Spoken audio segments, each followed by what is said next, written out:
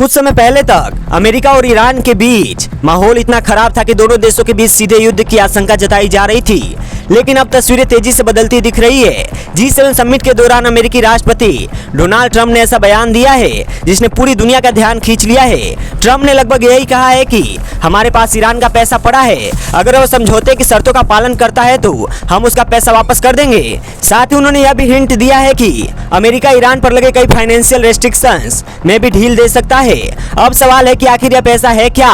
America के पास Iran का पैसा क्यों पड़ा है और ट्रंप अचानक इतना नरम क्यों पड़ गए हैं? असल में यह कोई अमेरिकी मदद का पैसा नहीं है, यह खुद ईरान का ही पैसा है जो अलग अलग देशों के बैंकों में जमा था, लेकिन अमेरिकी प्रतिबंधों की वजह से वो उस पैसे का इस्तेमाल नहीं कर पा रहे थे क्योंकि अमेरिका की तरफ से काफी रेस्ट्रिक्शंस थे। मीडिया रिपोर्ट्स के मुताबिक यह फंड 300 अरब डॉलर से ज्यादा है। 300 बिलियन डॉलर भारतीय रुपए में कहे तो ये लाखों करोड़ों रुपए तक पहुंचता है। जैसे कि आपको मालूम ही है कि पिछले कुछ महीनों में अमेरिका और ईरान के बीच तनाव काफी बढ़ गया है, लेकिन अब दोनों देशों के बीच एक टेम्परेरी एग्रीमेंट सामने आया है। इस समझौते का मकसद लड़ाई रोकना है, तेल बिजनेस को नॉर्मल करना है और आगे परमानेंट एग्रीमेंट की तरफ बातचीत शुरू करना है। इसी समझौते के तहत अमेरिका ने एक ऐसा हिंट दिया है कि वो ईरान के फ्रीज किए गए फंड्स जारी कर सकता है और कुछ आर्थिक प्रतिबंध भी हटा सकता है। हालांकि एक अहम शर्त यह भी रखी गई थी कि अमेरिका का कहना है कि पैसा तुरंत नहीं मिलेगा, पहले ईरान को समझौते की शर्तों का पालन करने दिखाना होगा, उसके बाद ही फंड्स तक पहुंच मिलेगी।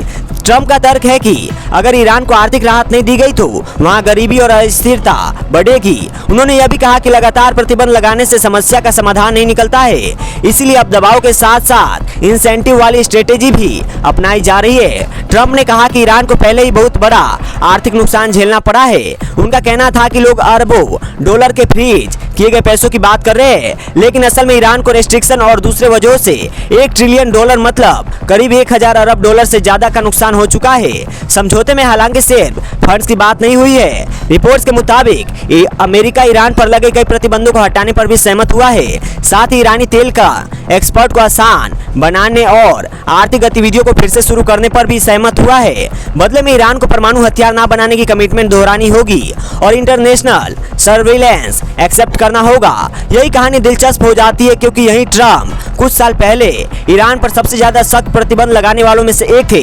वही ट्रंप अब कह रहे हैं कि ईरान का फंसा पैसा वापस किया जा सकता है। ट्रंप पहले ईरान पर मैक्सिमम प्रेशर जैसी नीति अपनाते थे, अब वही ट्रंप ईरान के रेस्ट्रिक्शन में राहत देने की बात कर रहे हैं। हालांकि अमेरिका के अंदर भी इस फैसले का विरोध हो रहा है। कई रिपब्लिकन नेताओं और इजराइल के अलाई का मानना है कि ईरान को इतनी बड़ी आर्थिक राहत देना जोखिम भरा हो सकता है। उनका तर्क है कि इससे ईरान की आर्थिक स्थिति मजबूत होगी और फ्यूचर में रीजनल पॉलिटिक्स पर उसका असर बढ़ सकता है।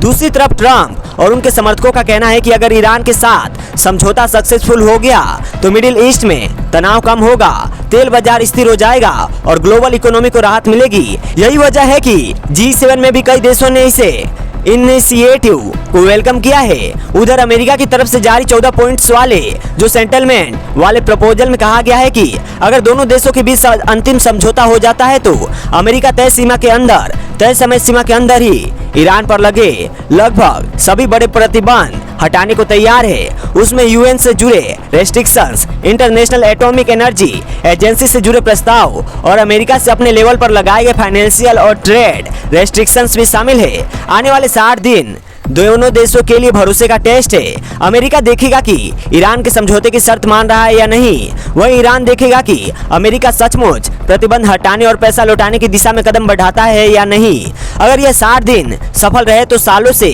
जमे हुए अरबों डॉलर के फंड्स खुल सकते हैं और ईरान पर लगे कई बड़े प्रतिबंध इतिहास बन सकते हैं। लेकिन अगर भरोसा टूटा तो मामला फिर वही पहुंच सकता है जहां कुछ हफ्ते पहले था, यानी टकराव और तनाव। अब देखना यह होगा कि आने वाले 60 दिनों में दोनों देश अपने वादों पर कितना खरे उतरते हैं। इस खबर में इतना ही। मेरा नाम है वीके सिंह और आप देख रहे हैं डिजिटली टॉक्स इंडिया। कैसा लगा यह वीडियो कमेंट सेक्शन में जरूर बताएं। जय हिंद, जय भारत।